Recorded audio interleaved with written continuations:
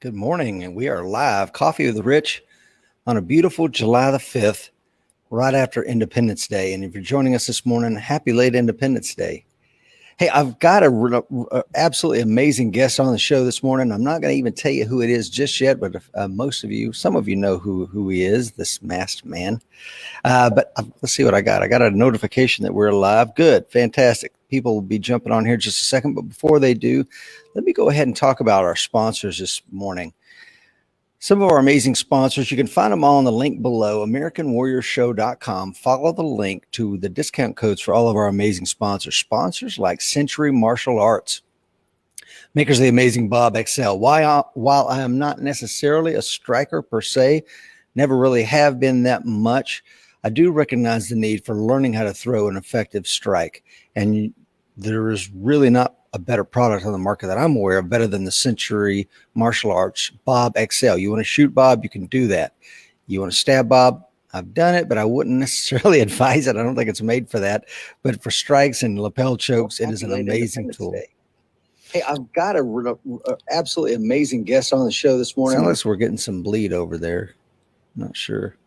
We also have APPHemp.com, which is AppalachianStandard.com, which is an amazing CBD manufacturer. They're my good friends, Jesse Ross and his family, making some of the finest CBD products money can buy. And I'll tell you, one of the ways that I used them just last night when the fireworks were going off and my dogs were scared to death, we gave them some that are formulated for dogs, and it really helped their anxiety levels. True story, folks.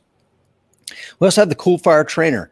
Ammunition prices are through the roof. You know, last year we were on the range teaching a week-long live fire course, and I know that the students were concerned with round count because every time they'd eject a 9mm round, we'd be like, there's $1 laying on the ground. You might want to pick it up. But the Cool Fire Trainer can really help you with taking your dry fire routine to the next level and not spending a whole lot of money on precious ammunition right now. Mountain Man Medical, that co-branded trauma kit is finally in. You can click the link below to take you to a Mountain Man Medical and pick up your American Warrior Society trauma kit, hand-selected equipment by Mike and I and some of our vetted, trusted folks like Justin Carroll, former MARSOC operator. We put that together for you, and I tell you, you need one in every vehicle and one in your home. Anywhere your loved ones are, you need that piece of kit. Lastly, but not least, PrecisionHolsters.com, makers of the Ultra Appendix holster and the competition line that Mike and I use. Please check them out. And let's see, Will Parker is on from Montana, coin number 800. John is on from Yukon, Oklahoma. I see that we got 7 folks jumping on already. My good friend Jay Fujimoto out there in Hawaii. Good morning, Jay, coin number 188. Please like and hit that share button because we are joined with Kerry Murakami this morning, also known AKA Kato. Good morning, Kato. How are you, sir? Morning, Rich. Hey, man, let me read your bio real quick, and we'll get this party on the road here.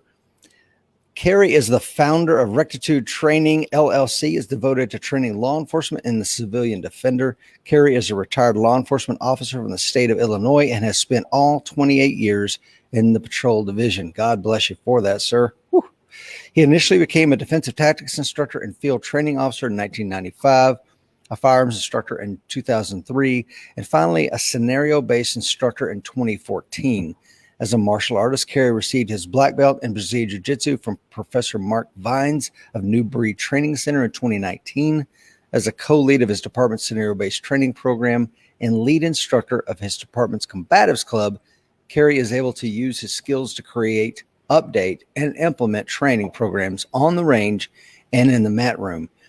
He has also consulted with outside law enforcement agencies on creating and updating training programs, including their agency's combatives, jiu-jitsu clubs. In early 2021, Rectitude Training, LLC became a preferred provider to Intergovernmental Risk Management Agency, IRMA, one of the largest risk pools in the Chicagoland area. The goal is to increase frequency and consistency of defensive tactics and combatives training while reducing officers and suspects' injuries. Kerry, wow, that is an impressive bio, my friend. Thanks, Rich. Sir, Kyle from the Philippines is on. Our good friend Rob Pincus is on. Morning, Rob. Ray is on. It says from the free state of Rhode Island. Yeah. Good morning, Ray. So, Kerry, man, what does that bio overlook? You know, really not much. It's pretty simple. I think the biggest thing is I just believe in training daily. So, and that doesn't mean, you got to do jiu-jitsu and roll 7 days a week. Pick up a book, break down videos.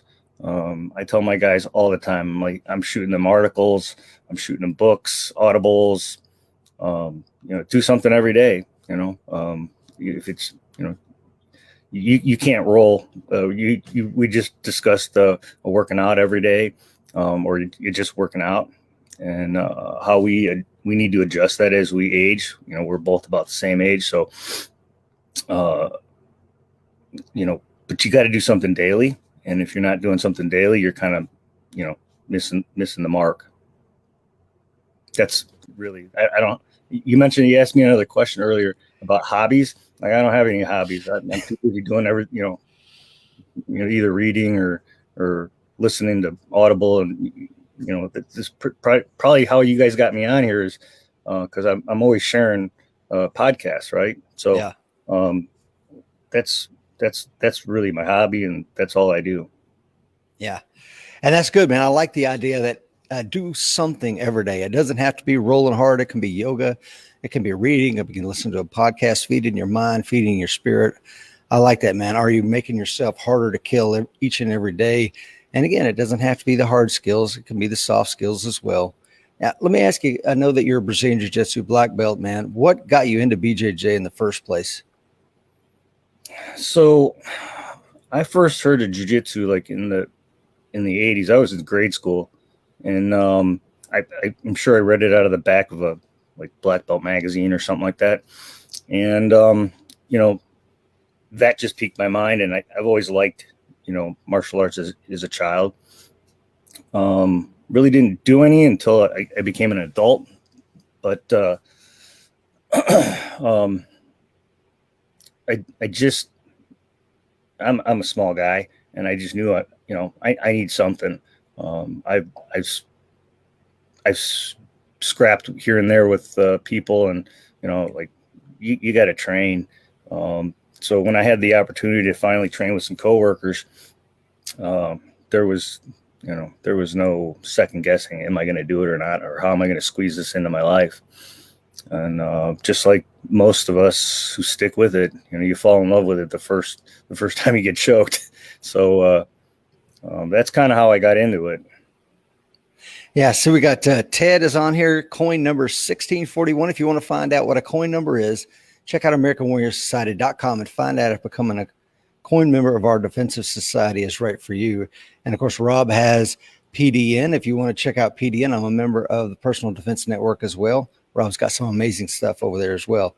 Steve Miller says, good morning, Rich and Kato. Getting ready to do my something for today. Fantastic, brother. Please hit that share button. Paul is on from Niagara Falls, New York. Good morning, Paul. See, so what makes, aside from the whole ground thing that everybody's seen over and over again with Brazilian Jiu-Jitsu, what else makes it different than any other martial art? Well, let me back up just a minute. So as far as like my definition of jiu-jitsu, it's probably a little different than everybody else's. Now, do I train Brazilian Jiu-Jitsu and do I have a black belt in Brazilian Jiu-Jitsu? Yes. But my definition of jiu-jitsu is slightly different. And so when you look at the actual characters of Ju and Jitsu, Jitsu, everybody knows, is the art, right? And so that's still defined as art. But Ju has several different meanings. Obviously, most notably is gentle or soft. And we all know through jiu-jitsu there's really nothing gentle about it. But it can also, and this is just something through some study and some research of that character, it also is defined as yawara, which is, some people will be like, oh, like the yawara stick, this real short stick, and that's not what it means. the way I define yawara is strategy. So my definition of jiu-jitsu is the art of strategy. So when I look at the sport, of course, I'll pull guard when I need to pull guard. But I also believe that wrestling is a huge aspect. I also believe striking is a huge aspect. You can say MMA, and to me, it's whatever it is to accomplish the goal. You can also change the first character, and it's still pronounced Ju, but the character is actually gun in Japanese. So the art of the gun. So whether you say jujitsu, the art of strategy, or jujitsu, the art of the gun, to me, it encompasses all the ranges. So my jujitsu, in my head, encompasses, the entangled fight all the way out, let's say 100 yards with a pistol. And you should be able to fight through all those ranges. So I completely agree. There's a famous quote from Miyamito Musashi. Those of you this morning, I think you probably know who he was, but if you don't, he was one of Japan's greatest samurais. And he said, my school is about winning with the short sword and winning with the long sword. My school is really about winning. And I'm bastardizing the quote, but I think I love that. It's like, it's about winning, man. Don't get caught up on, well, it's only the short sword. It's only the long sword. It's about winning the fight. Right. Whatever you need to do, whatever, strategy. So I love that approach because I totally agree with it. If striking is appropriate, we're going to strike. If grappling is appropriate, we're going to grappling. And the situation, the context dictates. It's not like I'm only carrying around this one thing. It's like, no, I'm carrying around what's between my ears. I'm carrying around the smile. Hopefully I can disarm someone, whether it's being pleasant, whatever, man, I'll do whatever it takes. Right. Absolutely. Terry says, good morning from Arab, Alabama. Kocho says, good morning, gentlemen. Excited to hear from Kato. Aren't we all? Absolutely. Been looking forward to this for quite some time. Are you a Ghee or no Ghee guy? So primarily a Ghee guy. But as I've gotten a little older and my arthritis has gotten worse, I still train a lot in the Ghee, but I predominantly use no Ghee grips. So if I spend one day of hard training of gripping, I'm pretty much done for the week. So yeah, I feel you. Yeah, so I have to play around, and just like we were talking about exercise, I have to modulate my training. I have to modulate the training in the Ghee and without the Ghee, but predominantly in the Ghee. Yeah, and we've talked about this before on seems like a lot of the BJJ black belts I have on here are Ghee folks. I guess it's a little bit. I mean, I do both. I think it's important to do both. Maybe, especially like as the fall is coming in, definitely want to be more heavy in the Ghee because people are going to be wearing coats. Where you live, Kato, probably people wear coats a lot longer in the year than they do where I live in the South. But the other thing I find for me being an older guy when I'm grappling with these young studs is I use the grips to kind of slow the fight down to a speed that's better for me and my age. Sure. Do you find that to be true or not? I used to. How I slow people down now is I can pretty much tell where they're going and what they're trying to accomplish before they do it. So, and this stuff, it doesn't matter whether you're a white belt or a black belt. One of the primary goals of jiu-jitsu is to always improve your position. So if you're in my open guard, I know you're not going to stay there. And if you're not going to try and ankle lock me right away, then you're going to try and pass my guard. And so then I need to determine whether you're going to go left or right. And so, and most higher level people can go both directions. So, usually it's a fake to one, and then they try to juke you and go the other way. And it's a matter of having defenses for both sides. And actually, I pretty much have defenses for both sides. And kind of knowing, no, almost, again, like I'm not going to say it's like telepathic, but like kind of knowing what they want to do. And if they're trying to really pass your guard, you know, where's the first stopping point? It's usually side control. You know, the younger, faster people they won't stop in side control. They'll perimeter. They'll go to the other side. Again, you can tell that people are not stopping in side control, and they're going to perimeter to the other side. I think a lot of it is just kind of knowing ahead of time what people's intentions are, and then preventing it that way. Because it like I said, I really try hard not to use my grips, because I have to save them a little bit. So yeah, you know, you spent how many years? 28 years as a police officer in the Chicagoland area. Is that correct? Okay. You know, one of the things that if anybody out here watching the news this morning, whether you're Guile from the Philippines or Paul from Niagara or Terry, I believe, from Alabama, you know, you if you watch the news, man, you know that Chicago is an incredibly violent place. What makes it so? I think Chicago's always been a violent city. I went to grade school just outside Cabrini Green, and so half of the kids in the school were from Cabrini Green, and I learned very early on in third grade, you know, I was different.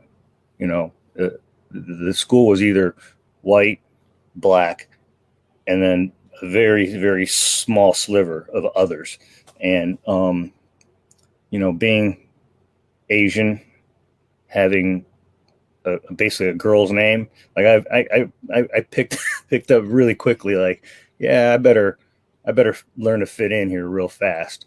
So you know, and yeah, you know, had I not, things would be a lot different. So I saw it from a very early age. I want to say the first time I saw a gun in school was in the fourth grade.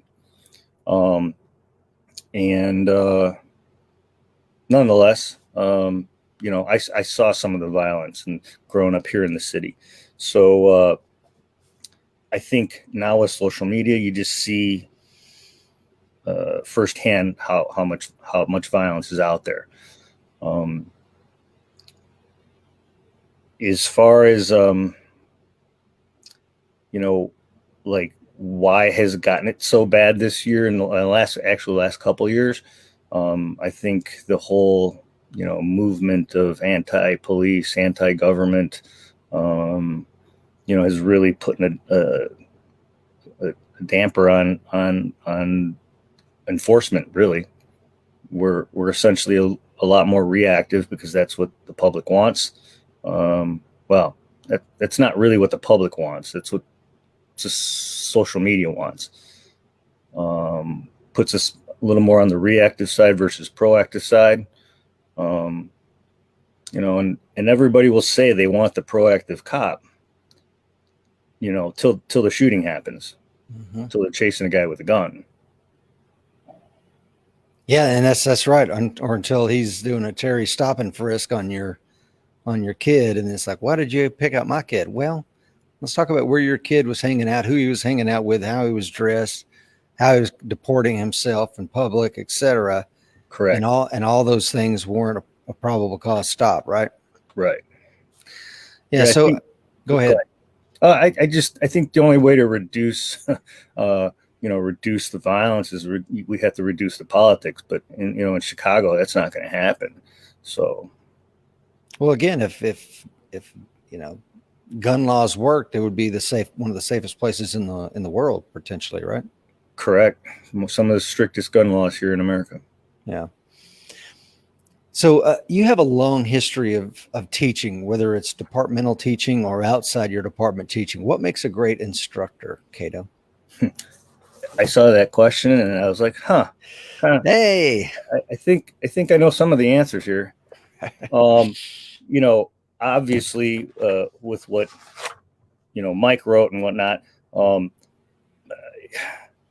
think, beyond being a good leader and everything like that, I think what I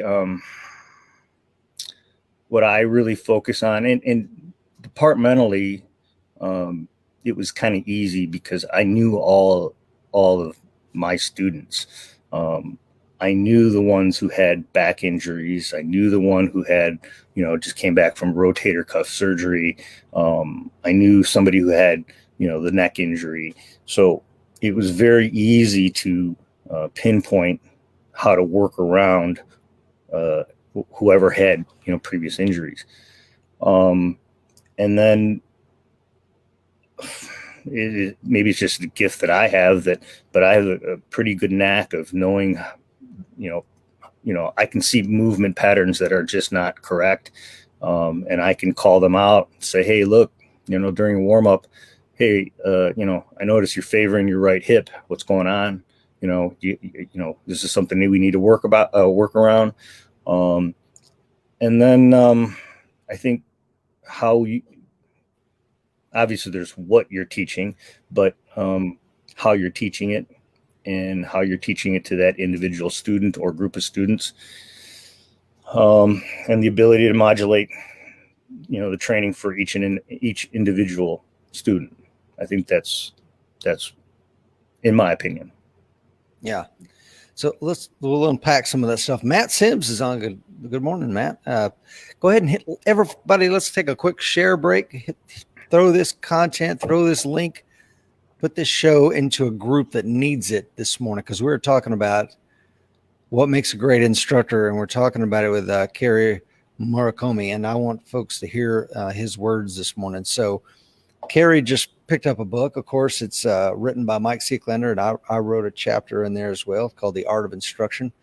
And it is we've taught our firearms instructor development course 3 times already this year. We got a few more to go.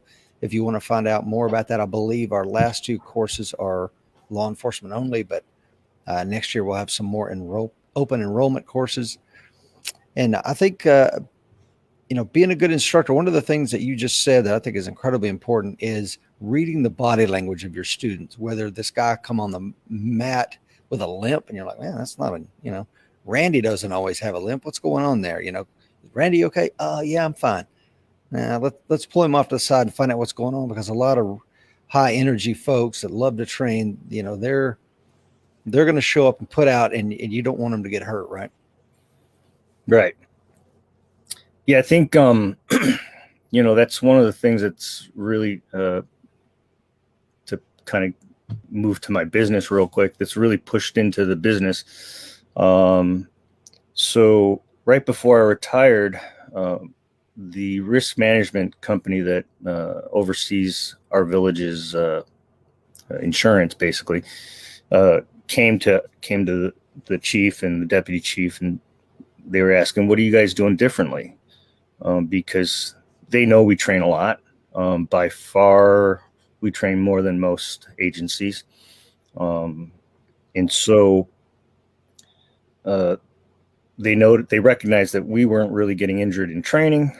And as a byproduct of that, our arrestees actually weren't getting injured comparatively to other villages. So they wanted to know what was going on. And,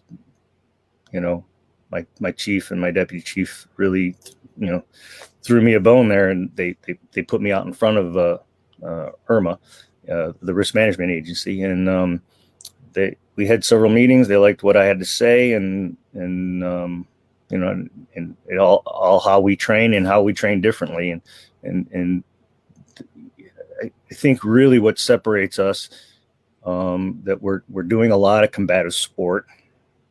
Jiu-jitsu, wrestling, striking, on a regular basis, and we're not sustaining the injuries that most agencies are. We're only training 4 hours a year, and as a kind of a side note, kind of on the same topic, I was actually talking to another instructor who's, we were just talking training, and he was saying, yeah, we train once a year. And I kind of, chuckled, and he was kind of like, what? And I go, let me guess. You guys go pretty hard, right? He's like, oh yeah, we have to go hard, cause we only train once a year. And I was like, And I kind of chuckled again. And I said, let me guess, you guys sustain a lot of injuries. He's like, yeah, actually we do. He's like, how'd you know? And I go, you can't train once a year, go real hard, and not sustain injuries. That's just, what are you guys thinking? And so I threw this out there, and I said, when my son was learning how to drive, he got his permit the day he turned 15. So for literally one full year, he learned to drive, and he drove all the time, like all the time. He drove, down to St. Louis with me. He drove all the way up to the the UP of Michigan. I mean, he put thousands of miles on, and over that course of a year. And then he got his driver's license, and of course, he was a good driver. So through consistent, and frequent practice, he, developed the confidence and the competence to be a good driver. So I said, we need to keep preaching like consistent, frequent practice. And that goes from driving to hand-to-hand skills to shooting. If you want to get better at anything, you got to just keep doing it. So, and that year of consistent, frequent practice for my son gave me the confidence that when he was 16, he could go out and be a good driver. So, if we use that same analogy for cops, we wouldn't have chiefs saying, well, I'm afraid of injuries.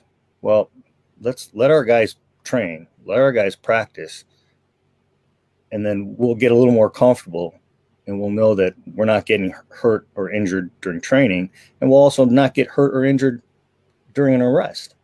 So, yeah, and I'm thinking back to my 23 years in the Marine Corps and my 3 years in law enforcement. I'll remember a few instances where there were some significant training injuries, but again, being an instructor at the School of Infantry, we're pushing a lot of young Marines through the program, and they were incredibly infrequent. You would think from an outside agency that, wow, you're training tens of thousands of aggressive young men, and you got doing live fire around each other, you're going to have a lot. Not really. I mean, in 3 years, we had one significant injury during our combatives program, and we had one kid that went the wrong way over a mortar, and it took some fingers off. But I mean, those were just isolated events. And if you put some of those things in place that we'll talk about here in just a moment with risk management, I think that you can mitigate a lot of those things. Jason is on this morning. Jason says, good morning from occupied Virginia. He says the chair is against the door. Hopefully those of you that need to know what that means, know what it means. My lovely bride, Miss Lisa, is on. Good morning, ma'am. Glad to have you on the show. Please like and hit that share button. If you're just joining us this morning, I am joined by Kerry Murakami, the founder of Rectitude Training. He is also a 28-year veteran police officer from the Chicagoland area, and we're excited to have Kerry on the show. One of the things we're talking about, what makes a great instructor, and, you took us down a lot of different roads on that, Kerry. I appreciate that. But I want to talk about being an instructor specific to scenario-based training, which is something that you've done on a whole lot of. Tell us what scenario-based training is and why it's so important. So I think a lot of people use scenario-based training as a test, which I'm not opposed to. I look at it personally as exposures. There are a lot of things in law enforcement that cops will never be involved in. And so we design our scenarios around true events, and you try to be as accurate as possible. And they're usually fairly high risk events. Now, actually, now speaking of that, you spoke to Todd Fox last week. Yeah, you guys mentioned high risk, low frequency. that's right. Events, right? Yep. So I also got that same information from Gordon Graham, Alexipol, and I don't think did he describe the chart that it came from? Yeah. Okay. Well, I don't know that we went into it. We just talked specific to that one because it's the one that a lot of officers get hurt in. You know? Right. So, and again, I don't know the real history, like why he designed that chart, or if he actually did design the chart. But Gordon Graham kind of described it as that's where we need to focus training, is that upper left-hand quadrant of that chart. And so briefly on the chart, it's a like a 4-square chart. The lower left is low frequency. Actually, I think it's low risk, low frequency. And then to the right of that, the lower right is low risk, high frequency. Above that is high risk, high frequency. And then the upper left is high risk, low frequency.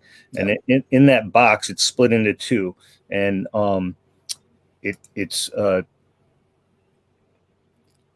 the reason, well, at least the way it was explained to me, it's split into two. So one is you have discretionary time. So you have time to think, time to plan. So that would be like your barricaded subject call, right? High risk, low frequency event, and the guy's barricaded. Well, there's no real rush to go penetrate that house or room or whatever it is. He's barricaded. We'll call the SWAT team, let them handle it. And then the other half of that box is non-discretionary time, and that would be the ambush. And that's really where we see, especially now, we're trending that direction with all the ambushes. So we design a lot of our training in that realm, because there isn't time to really think. You just need to act.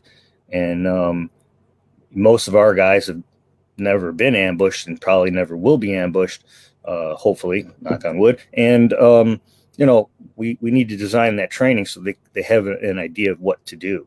So and then additionally, with our scenario-based training, there are times where we're trying to develop a new skill, and because our department, because we get a really high percentage of our guys through scenario-based training, like 95%,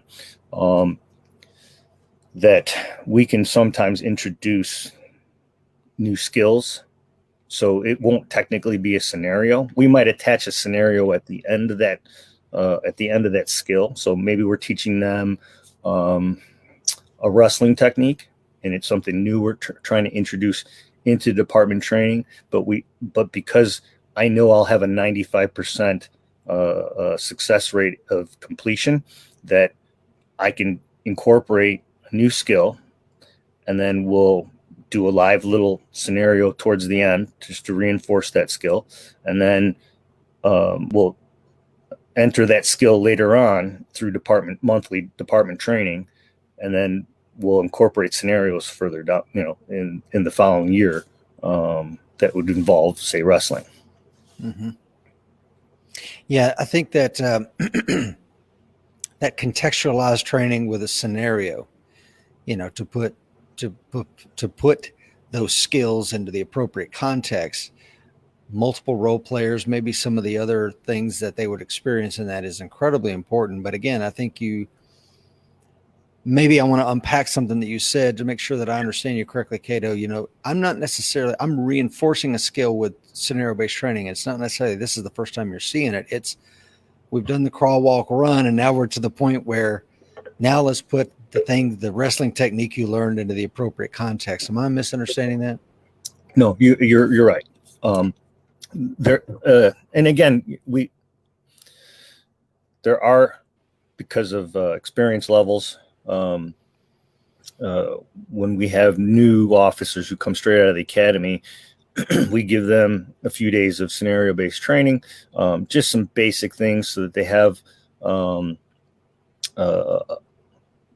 something as simple as a traffic stop, so that they understand how we do traffic stops, because how the academy might train a traffic stop or teach a traffic stop is maybe different than what we teach.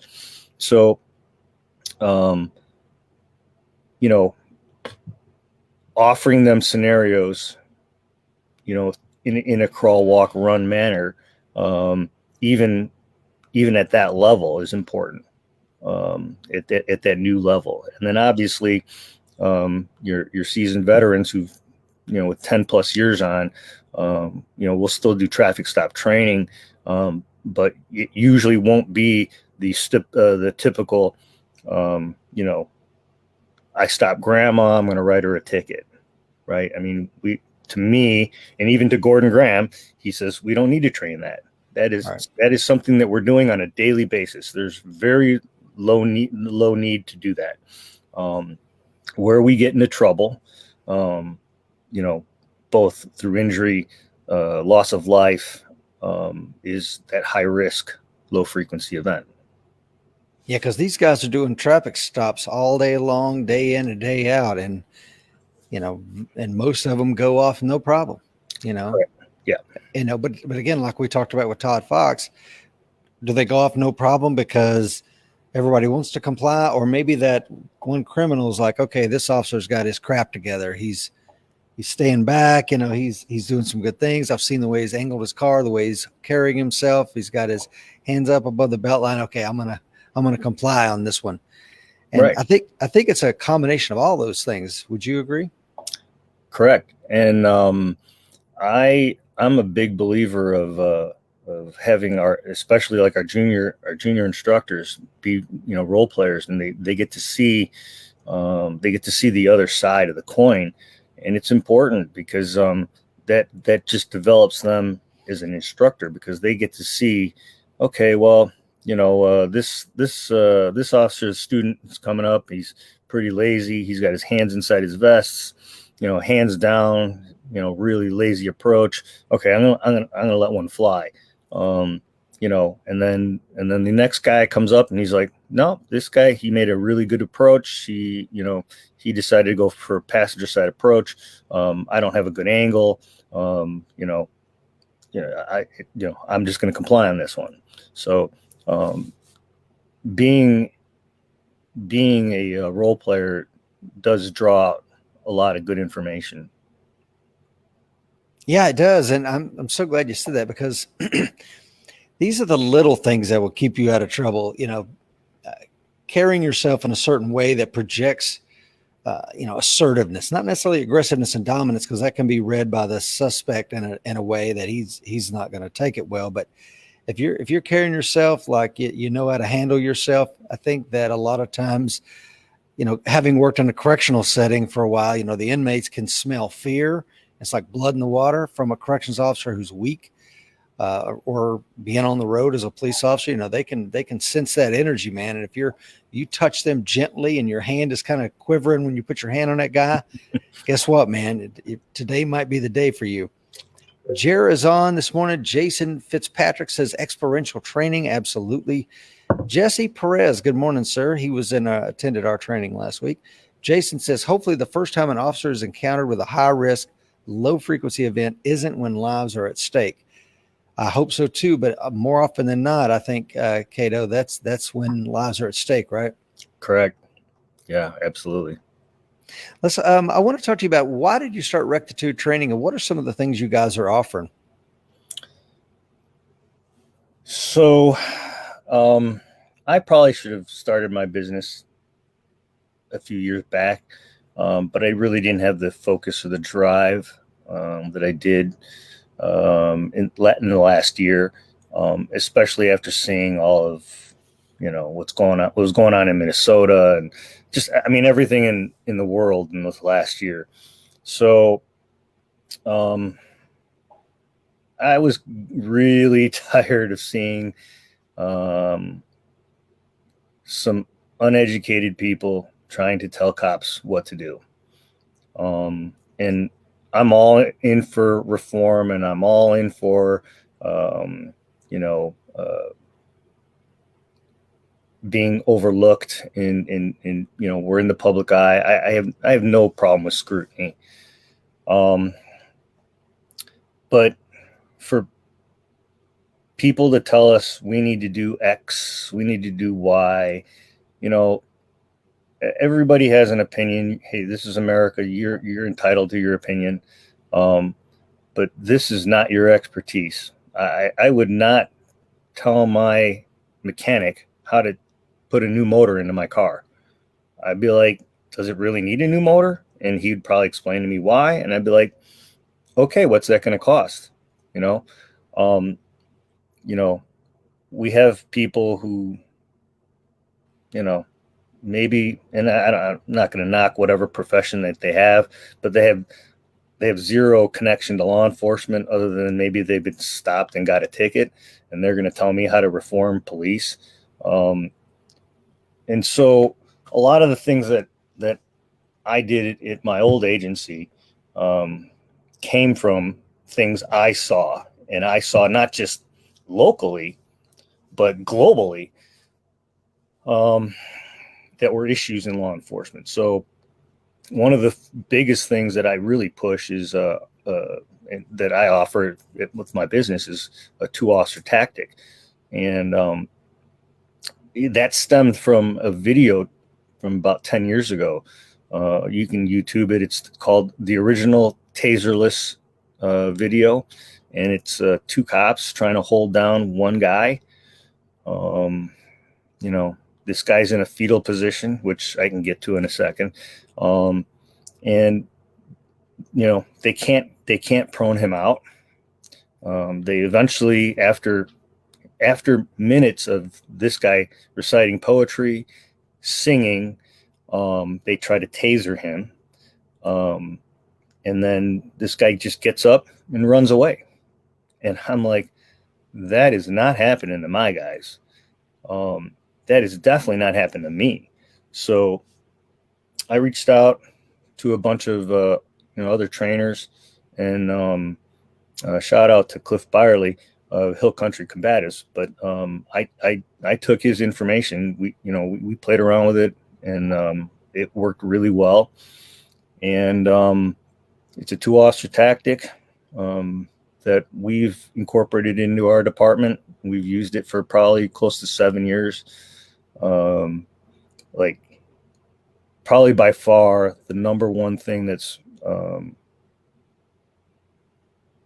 that is pretty much saved, injuries to the officers and injuries to the bad guys. And to expound on the TwoOfficer Tactic and why I push it so much is I see how one officer who doesn't have the capabilities to hold down a bad guy, and then you incorporate 2 and 3 and 4 officers, and then you just end up with this polyester pylon. And you're smiling there. We've all been involved in the polyester pylon, and I've asked multiple chiefs. And I said, hey, we've all been in that polyester pylon. And I go, how'd that work out for you? And they're like, yeah, it was never a good thing, right? Yeah. And I remember getting punched in the back of the head, getting my arm ripped away with my hand around the bad guy's arm, being pepper sprayed, and why is it in 2021 that we're still doing the polyester pylon? So the biggest thing of what I've noticed is that while incorporating a TwoOfficer Tactic is that your junior officer from midnights is involved in an arrest with your senior officer on day shift. And if they at least are on the same page, there isn't the polyester pylon. The arrest gets made pretty much without incident, and the guy's taken to jail. And I would say I can only think of one polyester polyline where a cop wasn't injured. I mean, it was kind of like, what, you know, we're reducing injuries right off the bat. So it's really easy to train. It's really easy to incorporate. That's probably the one focal point that I've been really trying to push. And then that's really what's led to my relationship with the risk management agency. And they understand it. They approve of it. There's been some contention with the new state law changes, and we can unpack that in a little bit. But several other issues I see is that I offer, I'm trying to cover with my classes is a lot of law enforcement agencies have moved to like a ground fighting class, or ground fighting exposure, let's call it that.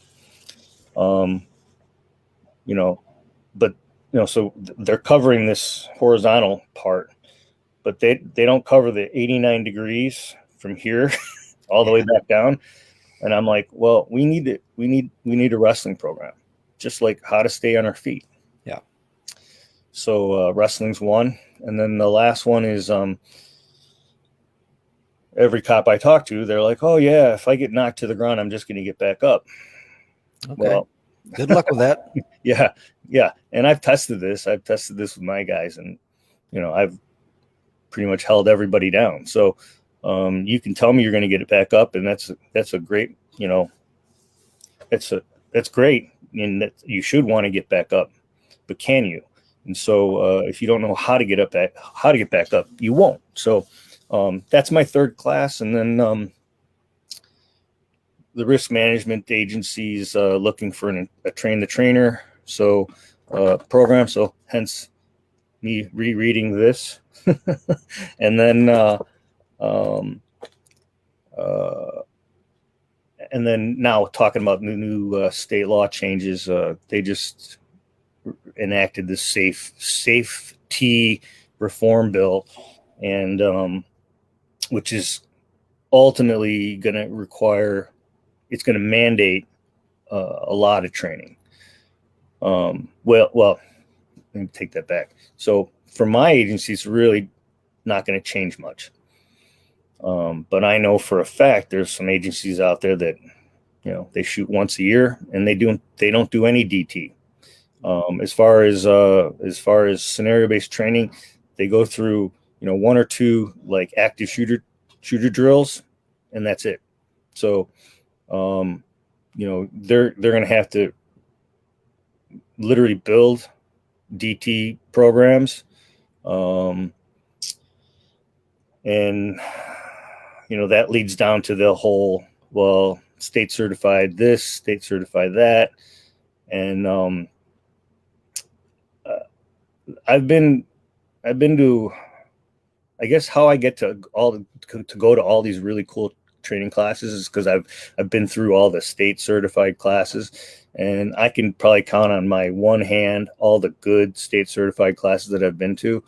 And I'm sure things are slowly changing, but law enforcement is so far behind training that the public sector is really where we really need to look and really need to emulate. And state certification doesn't mean anything, at least not in my eyes. And, you know, but for whatever reason, law enforcement loves that word certification. They do, man. They love it. And it's like we're producing a bunch of 40-hour ninjas, and it's like, no, you're Right. not. Right. But they love it. You know, they love to say, I'm going to send this officer, and Kato's going to come back to us, and he's going to share all this knowledge with you. Well, I don't think 40 hours is enough. I don't think it, you know, and if all your department is doing is, you know, post-certification, you know, in-service training 40 hours every single year, then you are way far behind. And I hope it works out for you, but it probably won't. Yeah. Kato, let's welcome some of the folks that are joining us this morning. Yeah. Thank you to the 20 folks joining us live, and all those that will watch on Coffee with Rich YouTube channel. and on the podcast to come. Bruce says, good morning, gentlemen. AWS 481 in Michigan. Bruce, missed you. I wish you could have attended the course last week in Michigan. It would have been great to see you again, brother. Ted says, yikes, sounds like 70s Dirty Harry type themes, diversity over competency. Weed out the lawman. Never took the oath. Forgive me if I'm uninformed. Rob Pincus says, Cliff is an outstanding educator. My jiu-jitsu coach, Cody Hudson, of course, he's been in law enforcement his entire professional career, and he runs an Adopt a Cop program at Samuel Braga's gym. And I will see you tonight on the mat, sir. Take it easy on me. Connor is on, says, good morning, gents. Steve says, great way to start the morning with my fresh pot of coffee. Steve, we're glad to have you. Connor says, Kerry, Murakami, how do we get rid of PPCT? Let's go to that. So I'm going to say about 10 years ago. Explain what it is first, Kerry. Maybe people may not know pressure point control tactics. Yeah, so pressure point control tactics has been around for, I first went to their certification in like 94, 95. That's actually where the first time I saw the actual course, lateral vascular neck restraint, which I can't remember the name of that company, but they were two separate companies back then. And I believe they kind of like, they were like okay with each other. And shortly after I got certified, they split. They split that relationship. And so probably about 10 years ago, we looked at incorporating LVNR. And so the same risk management agency had asked my deputy chief, said, hey, why is it that nobody in the area uses LVNR and you guys are the only ones? And Kato, if I could explain, LVNR, lateral vascular neck restraint, it's the rear neck and choke. If you're familiar with that, watch MMA. If they're choking somebody from behind, it's probably the LVNR. Go ahead, Kato. Right. I think, we can go down that route. I'm not as technically sound on LVNR as I should be, but the vascular neck restraint is probably the term that should be used in law enforcement, and only in law. I mean, not only in law enforcement, but should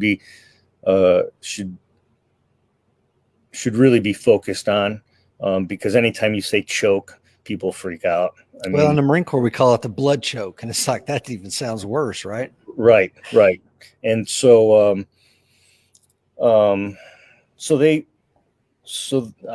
reached out to the company, and they were like, PPCT kind of took over the Midwest, and especially Illinois, because PPCT is based out of Southern Illinois.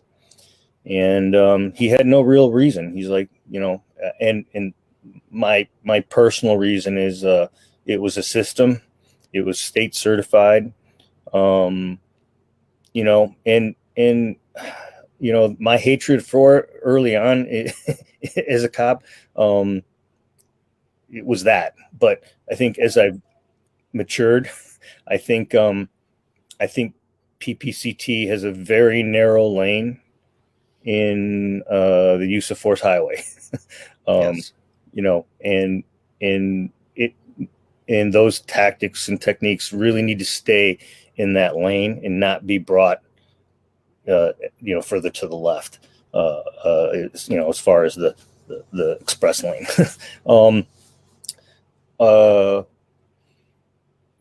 Unfortunately, even now, what will probably happen with these new training mandates here in Illinois is that will probably blow back up. And that's what they'll offer. And to be perfectly honest, it's not going to help, because they don't offer any real control tactics, like even just basic wrestling does. Mm-hmm. So it's not going to help. I mean, PPCT would not have helped the two officers in Atlanta who got their taser stolen and ended up shooting that gentleman. Mm-hmm. You you got to start really being critical. We have plenty of video to break down, and we need to break those down critically. And a lot of people don't like the term Monday morning quarterbacking, but that's how you get better. If you don't like it, how do you want law enforcement to get better if we're not actually critically breaking things down? So, well, when I was a police officer in the mid 90s, we had very, very few videos to go off of. There was the Trooper Mark Coates. We could look right, at that killing. We could look at Constable Lunsford, and there was a handful of others. Now, like you said, my God, we're awash in video, and if we're not using it to get better and to contextualize the training and to create scenario-based trainings that focus on that, high risk, low frequency event, we're shame on us as trainers, man. right. I mean, and I agree with you completely. The PPCT isn't completely garbage. It's just that its use is so narrow. If you've got someone that's nonverbal, they're failure to comply, they're not being aggressive, and this and that, maybe we can use a little bit of that to maybe get them to, I don't know, maybe they're standing in the way of the courthouse. I don't know, to move them along, and it doesn't look that bad on camera to do a little hypoglossal or whatever. Right. But again, very narrow. And when they start being combative, then PPCT is out the window, right? Absolutely. It's still what's being taught in the basic academy. For last I heard from the last two new guys that just went through, they started doing a little more combative sport. And where I see the issue is through their scenarios. I went through. I was a supervisor at the academy for a class, and I was very critical of some of the scenarios because they really weren't there to help the students, the recruits, and if you, I wouldn't even design those scenarios for my guys who are experienced. Why would you throw these kids into a scenario that just they didn't have a chance of winning? Right. So, I think the basic academies have all been watered down. I think they've all. I mean, I've heard, some of them aren't even really doing DT. They're not doing anything hands-on, which is, I mean, how is it we're coming post Ferguson and we're doing no hands-on in the academy? Like, that's absolutely unacceptable. And again, it's people who don't know law enforcement trying to dictate what we do and how we do it. We really need to, to be blunt, get them out of there, and we just need to put cops in there. And I'm not talking, and this is no slight to any chief, but we need to put cops, people who actually still do the job, that are in the trenches, have them design and implement the training so that we don't have anything being watered down. Yeah, I can't put it any simpler than that. I try to be a little politically correct and keep the language clean. Yeah. Here's a good question for you from our my good friend Jay Fujimoto there in Hawaii. He says, "Gents, thoughts on the following: the best way to train for the entangled shooting situation, and talk about using the half guard in street settings. Is it effective?" So entangled shooting was so, not to get off topic, but this is something that I'm really focused on. One, go train with Craig Douglas or any of the Shivworks crew. That's number one. But when I first got hired, you'd shoot this piece of paper, you do the speed rock, right? Or the rock and lock. Lock and lock. Right. And the range master, and here, I came out of the police academy as a horrible shooter. I mean, I could barely pass. But he was telling me, hey, you need to do the speed rock. You need to smack this piece of paper and then rock back and then, shoot this piece of paper. And I'm like, why am I shooting this piece of paper? He's like, well, he's trying to kill you. And I go, why would I rock backwards? Like, I'm trying to access my gun. I'm like, okay, so this guy's got a gun on me, and you're telling me I'm going to outdraw a drawn gun? And I'm like, okay, I'm going to go through the exercise because you're the range master and I got to do it. But this is stupid. So that kind of led me on the whole path of like the entangled shooting. And so, then I started jiu-jitsu and all that stuff, and doing some of the entangled shooting stuff myself. So, and even incorporating it, I even changed the, actually, so the reason I became a range officer at my department was to change specifically that drill, because to me, there was no context in the drill, and we weren't going to do the speed rock anymore. So I actually went to the current, well, he's not retired, but the current range master, and I said, hey, when I proposed this, I said, about 50% of cops are killed in that 0 to 5 foot range. Mm-hmm. I go, why is it that we only spend 10 rounds in a range where 50% of cops are getting killed? And he's kind of like, that's a good question. And I go, I don't necessarily have the absolute solution, but I go, we should train this range more, and we need to be able to incorporate the hands-on combative range, that 1 inch bad breath range, on the actual physical live range. Obviously, we need to add context because we're dealing with a live range. So basically change the course of fire, change the whole context, and that's my entangled shooting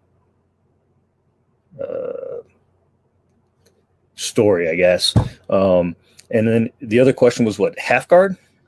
Yeah, half guard as it pertains to effectiveness on the street. He needs to see Cecil Birch. He just did a half guard seminar, right? Yeah. Did you watch that? You know what? I didn't get on that, unfortunately. It was awesome, man. Yeah. Yeah. I did. But I used to play a lot of half guard, and half guard, I think one of the things that my black belt had always told me, he's like, half guard is not a position you stay in. Actually, when I started jiu-jitsu, there was no half guard. Yeah. It's a transitional space, right? I mean, right. And transitional position, I should say. Right. Maybe. Actually, they didn't even consider it as position. There was no such thing as half guard. It was close guard or side control. And I'm like, okay. Anyways, so I used to play a lot of half guard. I would consider still a half guard player, but half guard can be used, but you really have to understand and how to control your opponent's posture. Obviously, you got to worry about strikes and where your head's located. It's not something I would just lay in and be like, you're add a different context. Like if you're just sparring or even just rolling, like flow rolling with your friends, I'm not just going to stay in half guard. Like if I'm going to do a couple warm-up rounds, maybe I will stay in half guard. But if this was a street context, no, you don't want to just stay in half guard. No, you don't. And Cecil's got some really good stuff on the half guard, and I could not agree with you more. Please check out him. He is the half guard master as it pertains to the street solution. And, there's a lot of good things you can do with half guard, but again, you don't want to stay in there because your line of sight is impaired and Right. there's loss of mobility. There's a whole lot of reasons why. There's a whole lot of reasons why it never was a position to begin with. But if you find yourself there, it's a pretty amazing place to be if you know what you're doing. Right.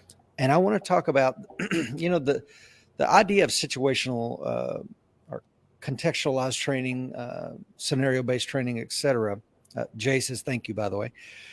So I think is incredible because it can be recognition prime decision-making time, where you create these mental lines in the sand, you develop these neural pathways. You're like, oh, I've been here before. I know what to do. I don't have to waste a lot of mental bandwidth. Am I right on in saying all that, Kato? 100%. That's what I'm trying to get across with, especially police departments, where you cannot learn a physical skill, for 4 hours once a year, and then to be expected to perform that physical skill, 6 months later, 9 months later. You really need to train it. You need to practice it. And that goes in line with, your mental prep, your prime recognition. When I started, we didn't have the training that we had. We shot monthly, but it was pretty much, here's your 18 rounds, load 6, 6, and 6, and you better qualify. And like, to be perfectly honest, I was scared shitless most of those months. I was like, holy fuck, I better qualify. Oops, pardon my French. So I did a lot of mental preparation. I did, the what if. I played the what if game all the time. Like, off duty, on duty, I played that what if game. And I'll be perfectly honest, that what if game,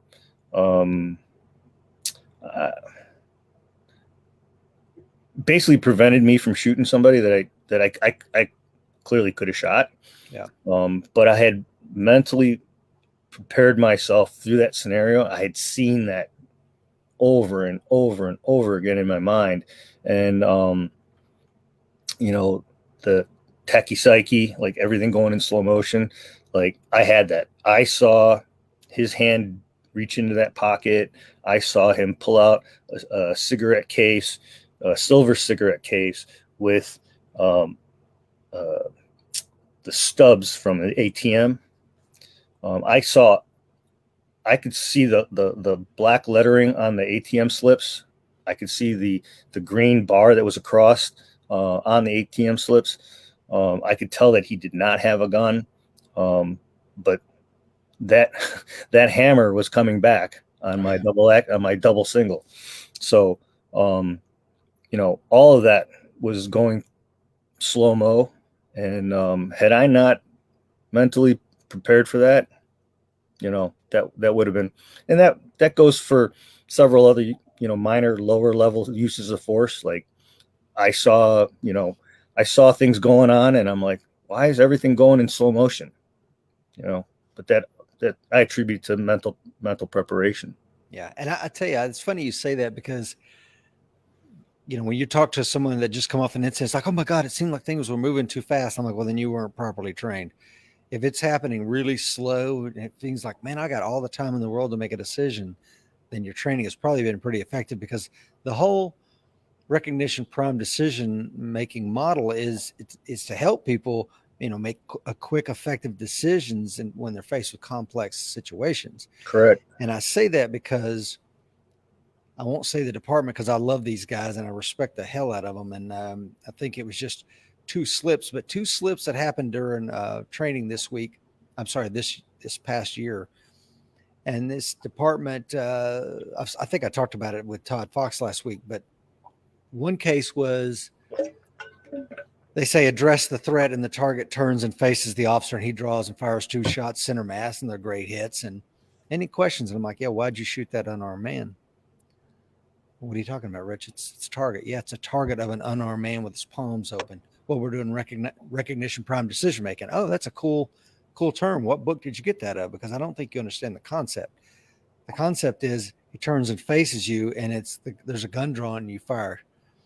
Not turns and faces you, and this target is unarmed, and you shoot 2 rounds. During that same week of training, another group of officers during their teach backs, okay, we're going to do some active shooter training.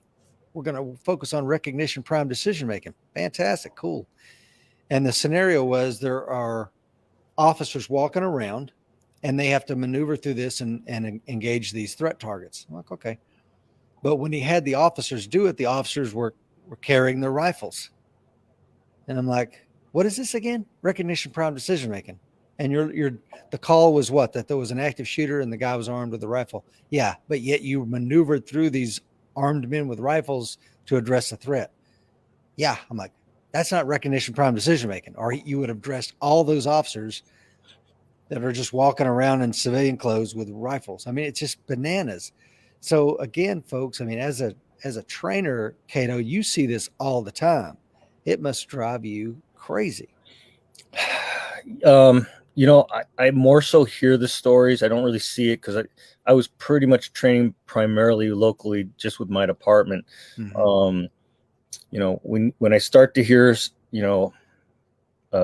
officers from other agencies talk about their training, yeah, I kind of just shake my head and, I might throw out a comment or two, but I try not to. That's another one big issue in law enforcement is the ego. And I've been around for 28 years and I've offered to train people for free and they're like, no, thanks. Okay.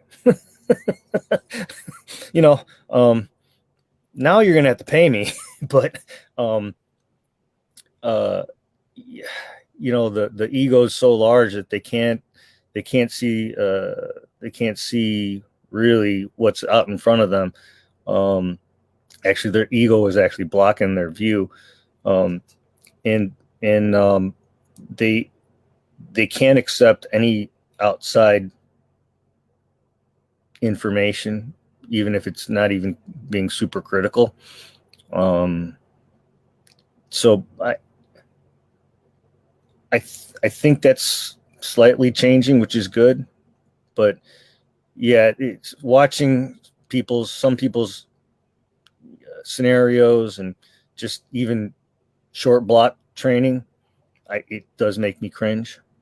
Well, and that department did have some amazing training. I don't want to, in case some of them are listening, I don't want to paint the picture that it's all bad. I mean, they had some incredible scenarios, but I just happened to key in on those two because I'm like, the idea of recognition prime decision making is fantastic. It's an amazing tool to help your officers make really fast decisions when they're faced with incredibly complex scenarios.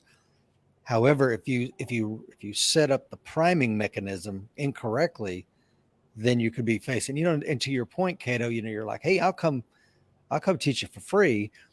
No, thanks. Okay, good. Then I'll be the expert witness for the prosecution at your trial, Right. And I don't think you want to see me in that light, but let's welcome some folks on here.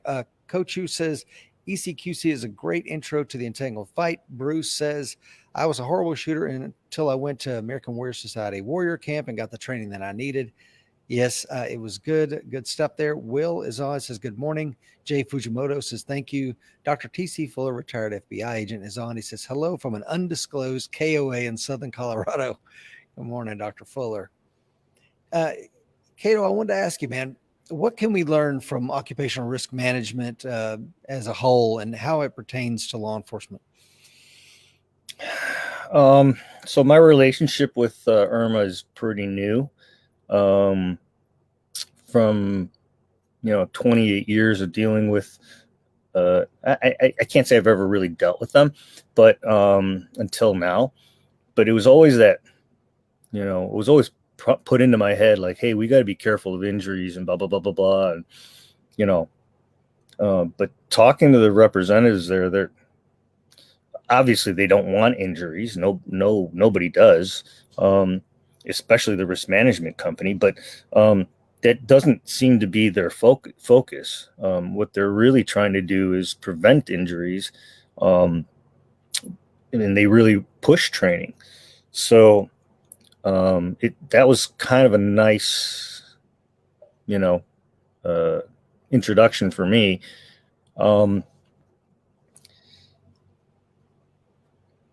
They really want to push quality training, and they see what I have to offer, and I'm sure there's other people out there who could do the same thing, but they really want clearly something that works. And the one thing that we didn't really do is we didn't keep as many statistics as I would have liked in hindsight. And I've also asked the risk management agency the same thing. I specifically asked, I said, so what are your top 3, causes of injury? And basically was told me, I was told that it's slips, trips, and falls, and then defensive tactics training. And I'm kind of like, can you isolate that any further? Like slips, trips, and falls, like that. I mean, that's probably the number one for any industry. It doesn't, it could be in a hospital setting, could be in a shoe store, it could be anything, right? Yep. So like I kind of wiped that off. I'm like, slips, trips, and falls does not pertain to training. And then I said, as far as training goes, like what's the number one cause of injury, or what's the number one injury? And they couldn't really isolate that, which I was kind of like, well, I personally I think that's something that should be done. If it falls under a training injury, we should isolate and figure out what was the injury. Is it a torn shoulder? And if it's a torn shoulder, what was being done? Yeah. And then at least we can start tracking and figuring out, okay, they were doing the straight armbar takedown. How is that being performed? Some places like here, of course, I train jiu-jitsu. I like training on the mats. I'm very comfortable on the mats. I'm comfortable with having shoes on the mats. But when in your 3 years in corrections, did you ever step foot on a mat while you're employed, other than training? No, everything's hard and sharp, Right. So to me, there's a time and place to train on concrete, asphalt, carpet, and obviously there's time to train on mats. Obviously if we're training on concrete, we're not going to be hitting takedowns and stuff like that. We obviously have to worry about slipping and banging a knee, or and if there are going to be those instances, of course we're going to train on mats. But I think we need to be a little more critical in how we break down our training and how to prevent those injuries. And again, we discussed working out on a regular basis, and how as we get older we need to modulate that training. Just like we modulate our personal training, we need to modulate that training. So I just recently did some training with a local department, and there were several officers who were not super fit, let's put it that way. And I basically told them flat out, I go, look, I'm looking for 20%. Of course I'm going to push 30, 40, 50%. But I need at least 20%. If you can't do 20%, go up and see your deputy chief and tell him you're not fit for duty. I'm telling you right now, he's going to send you for a fit for duty test. So you're here on duty. You can do 20%. And I actually got probably 30-40% out of them easy, without injury. It's knowing how to start people out, also telling them up front, like, I'm not going to put up with their BS. Don't give me these excuses that you can't do it, that, this is not part of your job or whatever. So. Yeah. The idea of risk management, and I want to try and encapsulate a lot of things you just said, because it was really important stuff in there. Like if it's a straight arm bar takedown, and your point about how many times were there mats involved. And I remember during some of the training, there was one officer who was he was a power lifter. I was in great shape, but he had never done any grappling. And we were doing some DT, and he kept slamming his knees on the mats, and he's a big guy. And I'm like, hey, bro, you can get away with that in here, man, but you cannot get away with that out there. And of course, back then I always put my knees on the suspect. Now I know that's getting frowned upon, but again, I'm not holding them there for 8 minutes and 49 seconds. You know what I'm saying? It's there till I get positional dominance and control. So he kept slamming his knees, and I kept telling him. And like 6 months later, it's like, oh, did you hear what happened to Eric? I won't say his last name. Like, no, what? He was arresting some dude, man, and blew both of his knees out, and he's rolling around on the ground crying, and it lost control of the suspect, and it just went all bad. And I'm like, yeah, I'm not surprised at all. I told him, so from an occupational risk management perspective, it's almost like in some cases are we setting people up for failure by always kid gloving it, like that? Like, look, we know there's a hazard. We know that you're going to go on your knees on the asphalt, on the concrete. There's no give. And I think that bleeds it. As I ask that question, I also want you to address, Kato, like what you saw with the New York NYPD defensive tactics program, how it has changed, and you can never, ever, ever put your knees on a suspect.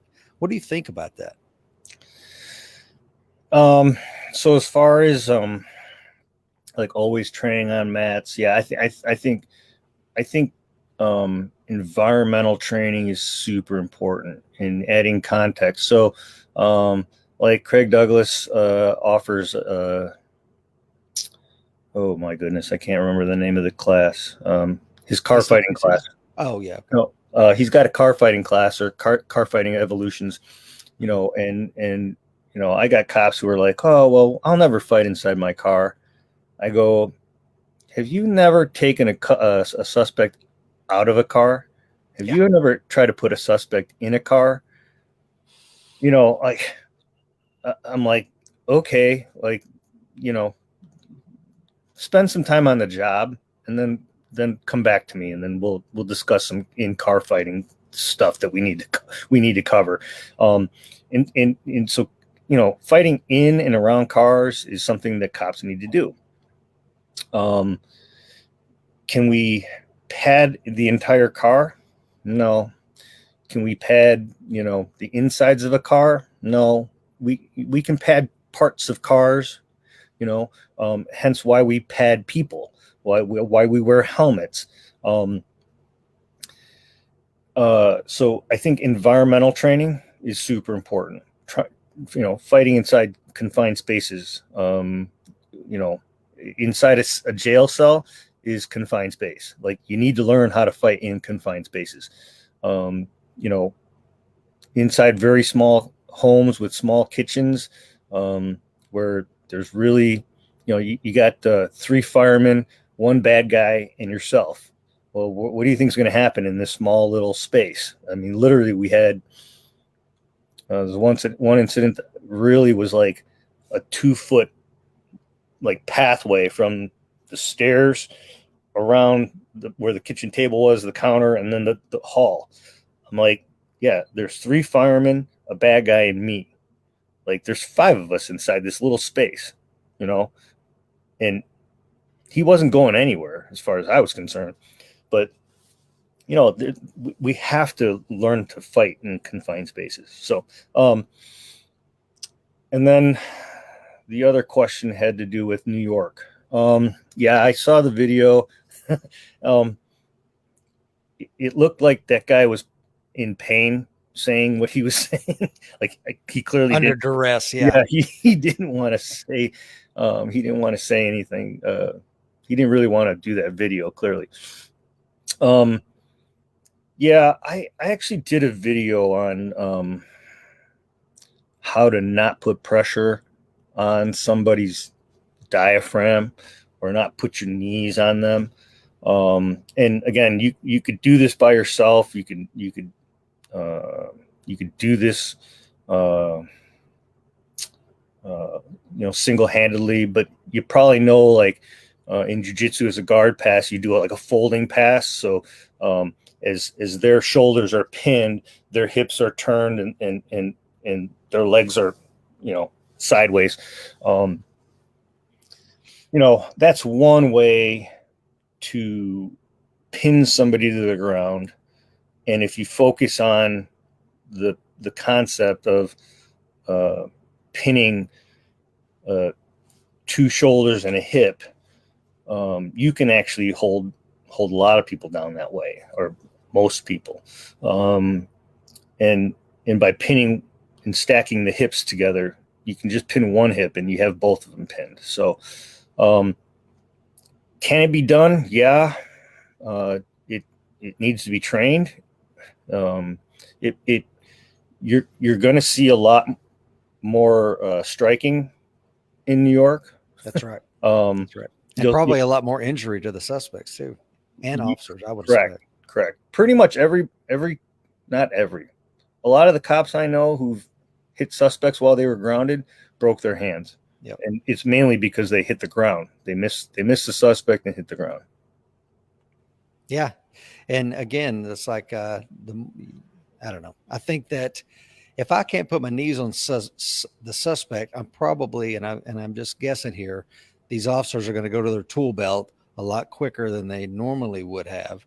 And the injury to the suspect and to the officers and the liability to the officer, to the community is just going to go up. I think that was an overreaction. That's just my opinion. Yeah. To me, the tool belt is exactly that. Meaning just like a toolbox, meaning like when I need a Phillips head screwdriver, I go to the toolbox, I grab the Phillips head screwdriver, and then I apply it to whatever project I'm working on. When I need, a hammer, I go to the toolbox and I grab the hammer. The problem with the tool belt is that everything on the tool belt, with the exception of your handcuffs, is really a distance tool, right? So, right. And distance meaning for it to work optimally, like your pistol, like we teach using your sights. Well, to use your sights optimally, like you want to be at full extension, you don't want to do that in body contact. Your taser doesn't work in body contact. Like you can drive stun somebody, but if you don't move the taser, say 12 inches away, you're not going to get NMI. And as soon as you lose contact, you're going to lose NMI. So it's not meant to be a body contact tool. Your baton doesn't really work in body contact. Your OC doesn't work in body contact. So, but it's not trained that way.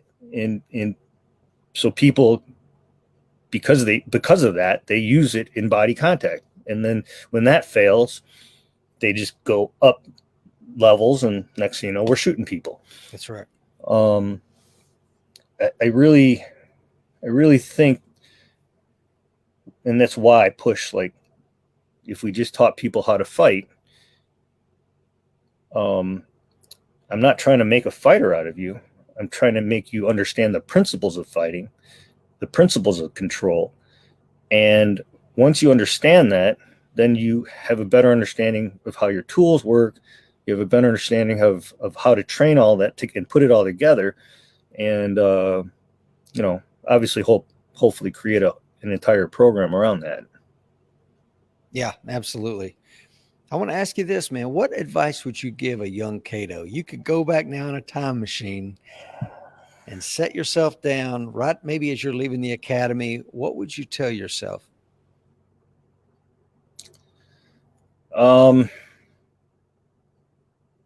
Start earlier. I mean,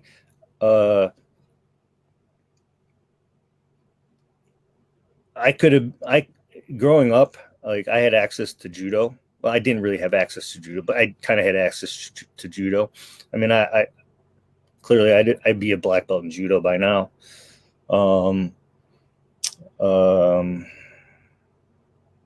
yeah, I would just, I would, I would train. I would do what I'm doing right now, and just tell myself to train every day.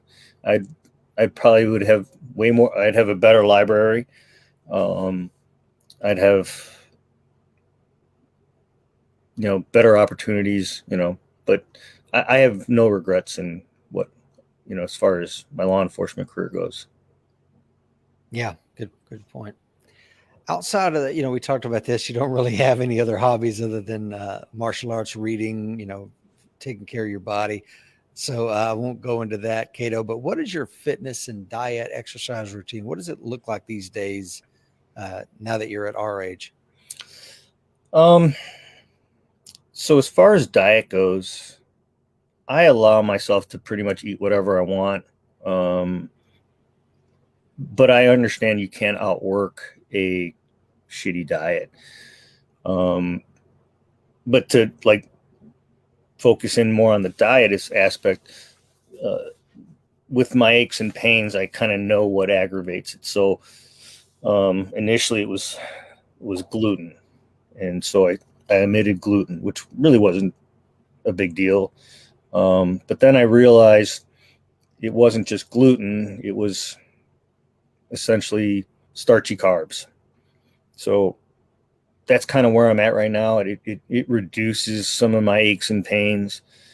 Um, of course, I still cheat here and there because I want to try some of this or try some of that. So, but I just had pasta last week, and within less than an hour of having this pasta, it was gluten-free pasta.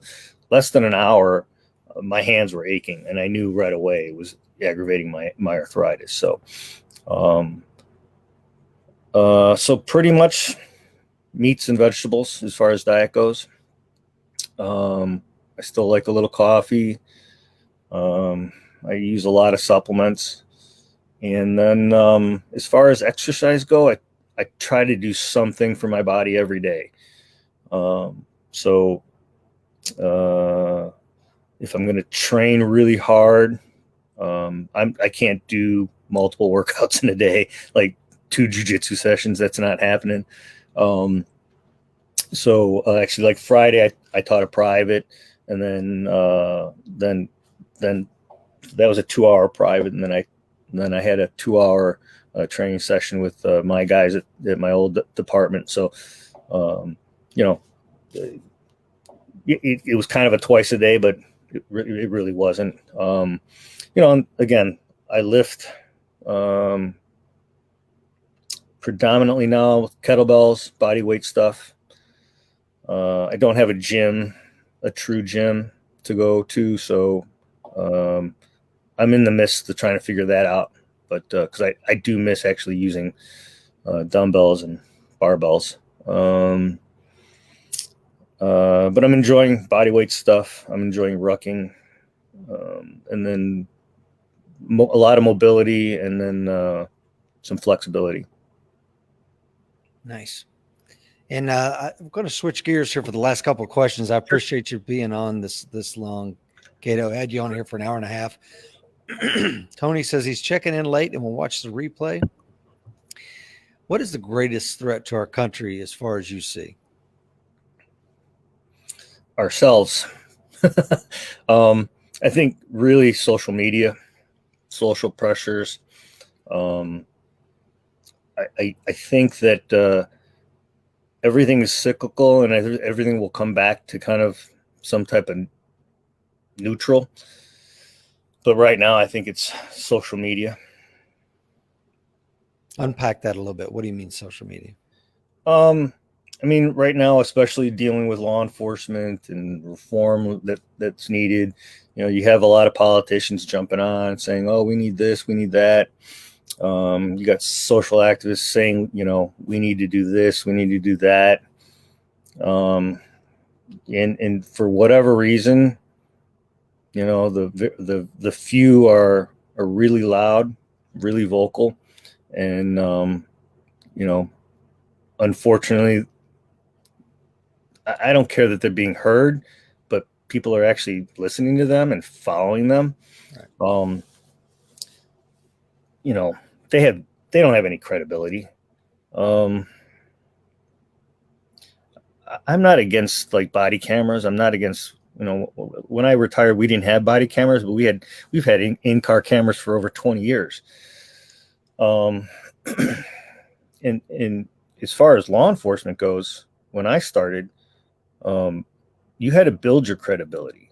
You had to, you based your credibility and your testimony. It was all based off of your performance.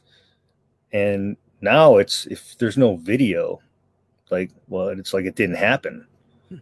Like where are we headed? I mean, we're going to have, drones flying over our head 24/7, and so that you can, it actually did happen. No, Your Honor. I got this star pinned onto my chest, and I swore an oath, to uphold the law, to the best of my abilities, and I have zero interest in making stuff up to make an arrest. So, I just think cameras are a good thing. I mean, they've actually helped us so much that most of these activists don't want us to wear cameras anymore. That's right. That's exactly right. So as far as cameras go, I think they're a good thing. But as far as what's impacting us the most are the few really vocal people that unfortunately people are actually listening to. Where's all this going? I mean, we know where it's at now, but where do you see it going? And I think you're right, Kato. I think eventually the pendulum will swing back because we're already seeing it. Like you said, these community activists wanted every cop to wear a camera. Okay, great. We're wearing them. Guess what we're seeing? Right. It's like, you know what? Take the cameras off. No, screw you. They're here now, and they're exonerating 99% of the officers out there. Thank God. So I think that's a net positive, although there's some growing pains with that. But where is it all going? Where are we going to see America in a year from now, 2 years from now? The phrase "the new normal." I everything's cyclical, and I think we're going to evolve to something new.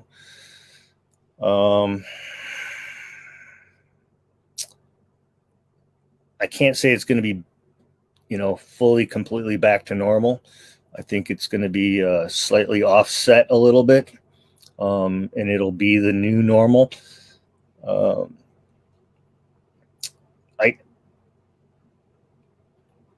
I think change is good, but I think change is necessary. But there comes a point where honestly I think a lot of cops just want status quo, and hence why so little training has been done in the last say 10 years. And now that they're being forced to train, they're scrambling. Had they implemented and slowly increased the amount of training every year, we wouldn't necessarily be in this problem. When I mentioned injury earlier, like the focal point always seemed to be around, well, we don't want injuries. We don't want injuries. And I think I mentioned this earlier. When you focus on injuries, what's going to happen? You're going to get injured. What you want to focus is on officers who are well trained, who are competent and are confident in their skills. And that only comes through training. So if you don't start something now, I mean, now that the mandates are done, so you have to do it. You know, if you would have just started this 5 years ago, you know, think of how much further ahead you'd be. So, yeah, honestly, I don't really know where it's going to go, but I think it's going to come back to something relatively normal. What we used to have is normal. Yeah, I think that there's some good points in there. I want to unpack a couple of things you said. You know, if you look at Derek Chauvin, right, who of course became infamous last year with the George Floyd incident. Derek Chauvin, I think, had in 19 years had 18 complaints. He was involved in a couple of different shootings, and I say that because I think that, like you said, sometimes law enforcement is its own worst enemy. Like, we're not helping this guy by keeping him in this position if he is a bully in the community or whatever. I'm not saying he was or was not, but what I'm saying is we need to evaluate these situations, and maybe there's something better that these people can do. Get them off of patrol every now and then. I mean, a lot of people are like, no, I want to patrol. That's where being a cop is. Like, yeah, man, but I'm going to take all the good things you're doing and you're going to become a trainer, right? Because I want to breed more Katos out there in our community or whatever. And or, hey, look, bro, this is the third use of force complaint you've had in 90 days. We're going to sit you down. And if you have another one, man, this year, I'm about to let you go, because I'm going to keep you from going to prison someday, because you're going down a path that is not good for you. It's not good for the department. And ultimately, it's not good for the nation. Would you agree? Yeah, 100%. I know with a smaller agency, you know, we could nip that in the bud right away. I can't speak for large agencies. You know, somebody had asked me specifically with our 2-officer control and arrest tactics. He had asked, do you think you could implement this in the city of Chicago? And how long would it take? And I said, yes, in about 20 years. and I said, it's a generational thing. Yeah. Right. And I said, you know, you can mandate training, you know, through the recruits. And if the recruits don't want to do it, then, well, there's the door. You don't really want to be a cop then, because this is what you need to do.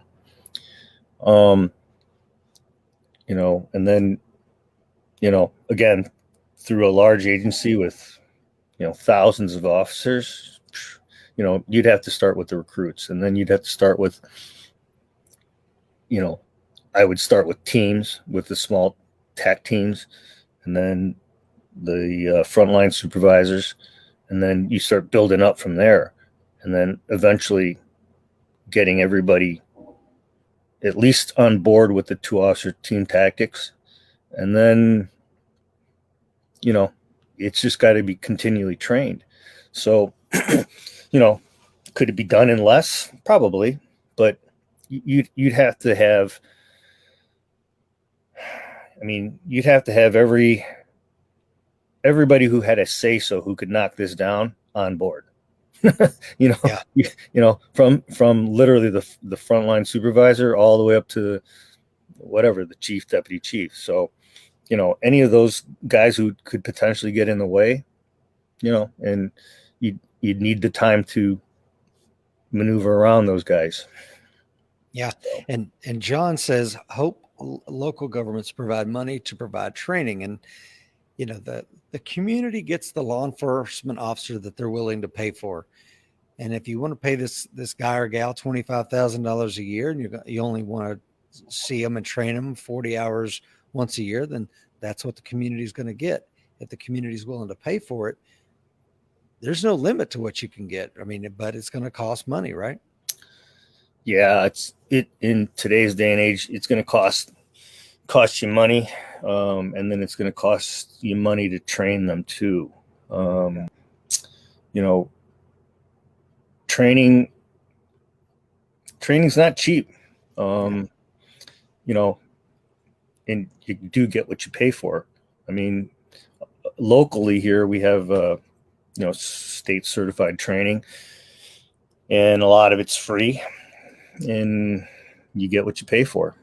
So hence why, law enforcement's 20 years behind the public sector, and I've been saying that for probably about 15 years now. And we'll continually be behind the public sector, because the public sector, the instructors aren't, they're not caged in with, well, we're worried about, accidents, and we're worried about, and as a private sector consultant, of course, I'm still worried about accidents. I can't afford a negligent discharge to occur in my class. But it's not the focal point. The training is the focal point. All right. We can make the environment as safe as we want, but you can't pull out every single risk. I mean, it's Right. It's impossible. Kato, I know you've been in that. This is probably the last question I got for you. Thank you for an hour and 45 minutes, man. Sure. I really appreciate it. We may need to do it again because there's more stuff I want to talk to you about, but I know you've been interviewed before. And when you've been interviewed before, or perhaps today, what is the one thing you're like, man, this is the question that people should be asking me? What is that question?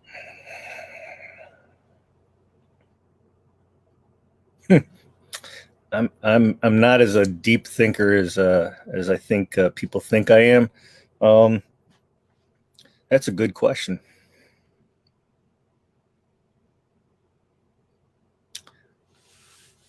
I really don't. I don't have an answer for that. Stumped him. Yeah, the stump the chump. Yeah. No, I don't know. I think for myself, not truly answering your question, but I think me personally, I only do things that I like to do. Like I'm now retired. I think the profession was a noble profession, if not the noblest profession. And I still think it is. I think the men and women who are still doing it, I thank them, and I, thank anybody who's served their country. But after 28 years of doing a lot of things that I didn't want to do, I'm not doing anything I don't want to do. So yeah.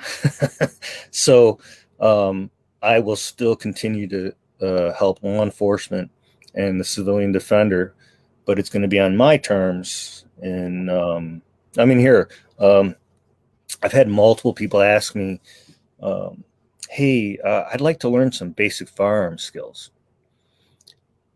Would you teach me? And I go, no. That's just, I believe in staying in my lane. And it's something I could do, but I don't have the passion behind it. And I'd much rather refer you to a friend who does and who's been doing it for a long time. And that's come back to really help me, because I've had multiple friends send me business my way because I've been doing that for so long. So yeah, I just really want to stay in my lane, and I really just want to continue to do the things that I like doing versus being put on the spot and, doing things that I have zero interest in doing, but I'm forced to do. All right. You mentioned the civilian defender, and I'll throw this one final question at you, Kato. Like, what do they get wrong? What do they not understand from your perspective as you have crossed that gap from 28 years in law enforcement to now you yourself? You're not operating under the color of law anymore. You're one of us civilians now. What do they get wrong? And I they're not the only ones. I mean, law enforcement's the same way. Yep. I think they're too technique focused. They want the one technique that the death touch that does everything. They don't exist. And there isn't one technique that handles everything. You need to be witty. You need to be verbally agile. Sometimes you need to be physically agile. There's so many ranges. And just like I talked about, like training from, bad breath distance, 1 inch to 100 yards, like, you need to encompass everything. So if you're only training in the physical skills, you're missing the mental, in the psychological skills. You gotta cover all the bases. So, I just go back to train every day. If you're one of those planners who need to actually write out a plan, then write out a plan. Okay, Monday, Wednesday, Friday, I'm going to go do jiu-jitsu. Tuesday, Thursday, Saturday, I'm going to do, some yoga and some light lifting. And then, I'm going to try to read, whatever for 5 minutes a day. And then Sundays is my rest day. I'm going to watch a couple videos and just kind of break down those videos. And that's your week, but do something every day, yeah. No, great answer, man. Great answer, because you got to continually sharpen and polish that sword to if you want to use that metaphor. Right. It's not something that you need to do once and put away. Got that. And I think that goes back to something we talked about at the beginning. You're the 40-hour warrior. You went to that one school one time and got the cert. It was post-certified, so you could turn it into your department. And now, woo, I'm good. No, right. You're not. And even the black belt is not the end of the journey. In a lot of ways, it's only the beginning, right? Oh, man. Yeah, I think many, if not every black belt has said, I'm just a white belt again. And I really, truly feel that way. I'm working very specifically on very, key details of, bigger, broader concepts. And then still working on, technique, almost trying to unpack things every day. Get my guard passed. What happened? He pinned my hip and then he did this. And, how can I prevent that? How can I prevent him pinning my hips? I need to have a little more active hips. I need to get better grip control, but I can't use my grips because my hands are messed up, so how can I work around that? Most of the training occurs here. Yeah. And Kato, I echo what Gerald said. He says, thank you for sharing your time, man. I really appreciate you coming on this morning. And if you're up for it, we need to do round 2 sometime in the near future, man. Well, I appreciate this opportunity to speak with you and everybody else. I appreciate all of what you've done with American Warrior Society. I have listened to probably most of them. Well, if I haven't listened to them all, I've listened to the ones that I've listened to multiple times. So, actually what drew me into a lot of the civilian stuff was the interview with Mike Brown. I forgot what episode 156. He told a story about that home invasion gone bad, and as much as it touched him, it touched me. And that kind of pushed me into the civilian side a little bit more. So I appreciate everything that you and Mike have done, and I definitely need to get out and start training with you guys too. Oh, I'd love to have you. And where can people find you at? Rectitudetraining.com. That's the website. I don't have too much for the civilian defender out there right now. I'm hoping to change that, especially for next year. But yeah, rectitudetraining.com, and you can find me on pretty much all the social media platforms. Rectitude Training. I think it's Rectitude Training LLC. All right. And I hope to get to some training with you someday, Kato. Yeah, that would be awesome, man. I really look forward to that. I have a friend who just moved down to Tennessee, so I need to come visit him, and maybe I can swing down your way. I'd love to have you here on the farm, brother. All right. Hey, guys, thank you for joining me, Kato and I, this morning. It's been an amazing show, man. I know you took away a lot of interesting nuggets. And please continue to train, like Kato said, man, a little something every single day, whether that's reading or yoga or getting on the mats or going to the range. Whatever you're going to do, it's going to make you a better warfighter. It's going to make you and your family safer. I know it will. Please stay safe, folks, because the fight is coming. Be ready. Thanks, Rich.